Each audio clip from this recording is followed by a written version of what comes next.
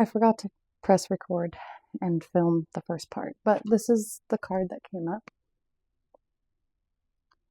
Crystal Keys. I love this artist, guys. I love her artwork and the detail and the intricacies that she puts into each and every painting and each and every card. It's very intentional, very intuitive. The keywords here from the guidebook. Some people like to read along. Hidden wisdom codes, potent information, Lemurian seed crystals, seeing your triggers as a gift, awareness of drama creating patterns, healing the earth by looking at your inner environment, and healing through awareness. I don't know if you follow me on TikTok or have watched the two other videos that I posted with the two other readings, but it has very much been tapped into this energy of self-awareness and our inner world creating our outer world, and our outer world being a reflection of our inner world. Just today I posted something on my personal Instagram about glimmers being the opposite of triggers. The fact that this card comes up with seeing your triggers as a gift. It's all in perspective and how we see things. Quite literally everything could come down to a perspective shift, and everything, you could shift your perspective on anything and everything at any given moment. So from noticing triggers to noticing glimmers instead, such as the hot cup of coffee, or the way your dog gets excited when you come home, or just small things like magic hence my name, Magical Moments. My intention with creating this page was to help people experience little moments of magic, because I experience that in my everyday life, and I love experiencing the moments of magic on my own, but there's no better feeling than being able to spread that light and spread that magic. And so my intention here is just to co-create any moment of magic that I can, because any small moment of magic and magical moment for you is a magic kill moment for me. FYI, my name's Kelsey. That is why the play on words. Anyway, fun fact, I guess. Going back to the triggers versus glimmers, even when we are triggered by things, we can choose to shift our perspective, and we can choose to see that as a moment of strength too. I'm going to read the divinatory meaning right here. Be inspired to find the wisdom hidden in those times when you feel triggered. There's so much information within our raw and intense reactions that when you choose to be present with what is coming up and peel back the layers, great spiritual insight will unveil itself in a way tailored just for you. If we could all learn to see our triggers in the bigger picture, so much confrontation and upset would be lessened, power struggles and fear would diminish, and we would see greater compassion across the planet. Perspective and misunderstanding would shift, and the way people want to be loved would be experienced without distortion. These are the seeds for peace on earth. I think this is so beautiful. And honestly, in my last reading, if you haven't seen, go check it out. My last reading, the last card that I pulled was the Buddhism card. And I love starting my mornings with those. That's a fairly new deck to me, but I do love starting my mornings with those because they're just very mindful and very intentional reminders and teachings. And the one that came up in that reading was faults. And it was how, reminder that if you choose to see kindness, you will be shown and reflected back kindness. And basically positive reflects positive, negative reflects negative. If you choose to see these negative things in life and judgment and faults, you will be shown those. You will be reflected those faults and judgment back to you. So if we could just step aside and look within ourselves and see why we are triggered by these faults and flaws and judgments that we have, if we could take a step back and see the bigger picture and go within and start rearranging belief systems as to why we're triggered by these things, this makes so much sense. So much confrontation and upset would be lessened, power struggles and fear would diminish, and we would see greater compassion across the planet. It really does fall hand in hand, and it's honestly, it's making me want to do another one of these cards. These ones I do a little bit differently. This I let spirit choose. Actually, hello. Don't mind my little weird OCD patterns sometimes with the smallest, most random things, like where the cards go. It's all just, it has to do with intention. Again, I tend to go for where there's a break in these. No way. No way. Oh, thank you, Spirit, for bringing us back, because I couldn't remember word for word what I was saying. Can we just talk about those little glimmers and the little magical moments? You just experienced one with me. That just made my heart so happy. Oh my gosh.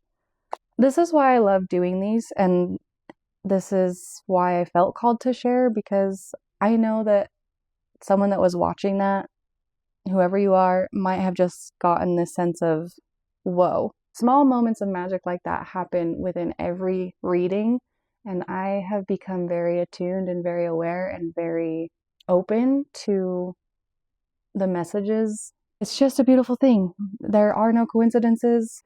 It's rewarding, it's reassuring, it's confirmation. So since I couldn't remember word for word, let's read it. When you see faults in others, this is a golden opportunity to investigate whether the judgment standards you hold in your mind are valid. So I still can't get over that. I love that. And I love that I have it on video now. See, I used to do this every day for myself. I still do readings for myself. But the fact that I have that on video to revisit I love it. Okay. From the guidebook, the part that I was trying to remember, the mind that habitually thinks of kindness sees kindness in others. The mind that habitually judges sees faults in others. Knowing that my guru does not actually have a fault, I look for bumps in my own mind to be smoothed out. As a result, I set myself free from the arbitrary standard I have set up for judgment. A faultless world is one filled with appreciation, gratitude, and loving images of all sentient beings. So again, it directly correlates and ties back to this Crystal Keys card in the divinatory meaning written in this guidebook. If we could all learn to see our triggers in the bigger picture, so much confrontation and upset would be lessened, power struggles and fear would diminish, and we would see the greater compassion across the planet. Perspective and misunderstanding would shift, and the way that people want to be loved would be experienced without distortions. Completely different decks to completely different, this just tied together in the most beautiful way. I do want to read a little bit more from this guidebook. Look, it even mentions Zen Buddhism. As I was saying, that is what this deck is. Magical. All right, ready? This card is about deciphering wisdom codes. We may wonder how to access information regarding our spiritual growth as we navigate our everyday reality. This wisdom comes through inner paradoxes when we are truly present, awed, in creative flow, or a state of surrender. It may come as riddles and in the most unlikely places. Zen Buddhism taps into this using koans, paradoxical statements the mind cannot fathom, to bypass traditional understanding and allow spiritual epiphany and a deeper knowledge of the soul to surface. Key wisdom codes can come to us when we are triggered. They are accessible in the moments when everything becomes more emotional, dramatic, or painful than it needs to be. Here, when the light shines on our shadow, we are graced with significant insight into places we can grow and evolve from, although it might take courage and a healthy dose of self-awareness to embrace the wisdom of those moments. It's amazing how much energy, freedom, and expansion comes as a result of deciphering these bubbles of information, tailored especially for us. Sometimes insight is so perfectly constructed within a scenario that it gets right into our most tender spots for the perfect healing. These are potent codes, as all personal power struggles and ego problems affect the bigger picture of how the world operates. Our shadows are unresolved wisdom codes. Avoidance makes them spiral out to aid the construction of a world we don't actually want, both individually and collectively. When we see this information as the gift that is, we can When we see this information as the gift that it is, we can cultivate presence and begin to see between the lines of our inner workings. The world needs as much light as possible, so we do not have a repeat of what happened in Lemuria. Let's allow ourselves to see our shadows as an opportunity to bring more light into our being and heal the world from those dark foundations. I don't know if you guys caught that, but deciphering these bubbles of information tailored especially for us. I feel that there are specially tailored circumstances and situations that I experience on a daily basis. And you do too. It's just a matter of, are you paying attention, and are you awake, and are you listening to the signs, and are you paying attention to those situations that are tailored especially for you? I think that's why another recurring theme is and has been going within and facing some shadows and doing some shadow work and recognizing the areas of your life where you could improve. And I know it's cliche, and I know it's a cheesy saying, when you point one finger at someone, there's three pointing back at you. Something like that, right? That's that quote, that thing. So true. Because you can sit there and lay blame all you want, but you also have to accept some of the blame balance, right? I think you know where I'm going with that. I hope you do. If not, it's okay. Take what resonates and leave what doesn't. Where's my other deck? This one. I would like to do one more though.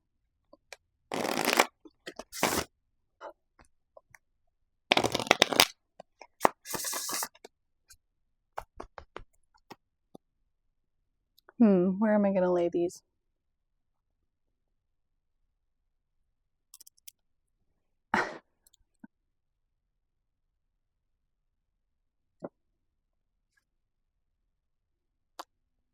Take a time out. Something about taking a time out. So taking a time out to be present with yourself, and when you are triggered, allowing yourself to take a moment and pause and take a time out. I was just also talking to a friend today about how everything just relates back to sports for me. So this is also very applicable because, like, time out, stop racing around the clock, step outside and feel the magic of oneness of nature.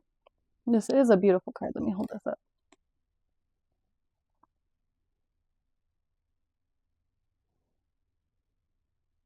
And again, this is actually, I don't know if you can see this, like, spirit down there. This card is, there's a lot of energy recently surrounding getting back into nature and slowing down, and something about overconsumption, and how as a society we just consume so much. We watch TV, we watch the news, I don't watch the news personally, and I wouldn't recommend it.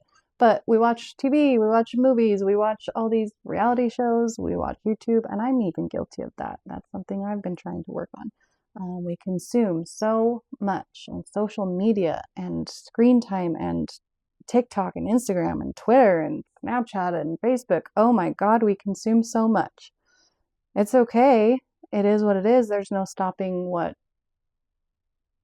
already is, but there's such thing as pausing to balance and take a walk outside. Go smell the freaking flowers, guys. It is spring. Spring has sprung. The spring equinox has come and gone.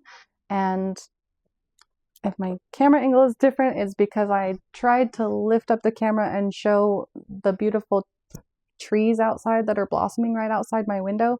But it didn't work out so well. So, but really just take a time out from the busy world and the busy lives that we have, and go outside, go touch grass. And I mean that in the nicest, most loving way possible, but everybody needs to go touch some grass and sit in the sun and soak up some vitamin D and just breathe in the air deeply and let it regenerate and rejuvenate. And what are these words coming to mind? Just sit and enjoy nature. It's the best way to take a time out when things feel busy. I work a 9 to 5, 8 to 5, 8 to 6, 8 to 7. Sometimes I work from home in front of 3 computer screens all day. And I used to be horrible at allowing myself to step away from work. And it was not my downfall, but it was pretty bad.